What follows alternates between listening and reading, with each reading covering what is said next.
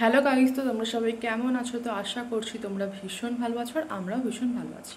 তো ভিডিওটা আমি এখন থেকেই স্টার্ট করছি। তো এখন বাজে ওই সকাল 10টা মতো। তো রান্নাবান্না টিফিন সমস্তটাই আমার কমপ্লিট হয়ে গেছে। তো তোমাদের সঙ্গে সেটা আমার এখনও শেয়ার করা হয়নি। তো এখন থেকে আমি যা যা করবো সমস্তটাই তোমাদের সঙ্গে শেয়ার করবো। তো ভিডিওটি কেউ স্কিপ করো না, ভিডিওটি কন্টিনিউ দেখো। আই হোপ তোমাদের এই ভিডিওটি দেখতে অনেক ভালো লাগবে। তো তোমাদের সাথে গল্প করতে করতে তো আমি আমার কাজও স্টার্ট করে দিয়েছি। তো এখন দেখতে পাচ্ছ খাটটাকে ভালো করে ক্লিন করে নিচ্ছিলাম। তো তারপরে চাদরগুলো সব তুলে দিলাম, দিয়ে দেন ভালো করে বিছানাটা ক্লিন করে নতুন চাদরগুলো পেতে দিচ্ছিলাম।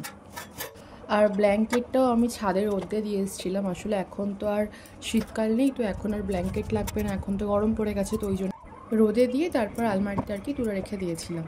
তো দেখতে পাচ্ছ আমার বিছানা গোছানো কমপ্লিট। তো এখন আলমারিটা ভালো করে ক্লিন করে নিচ্ছিলাম। তো তারপরে ড্রেসিং টেবিলটাও ভালো করে ক্লিন করে নিলাম।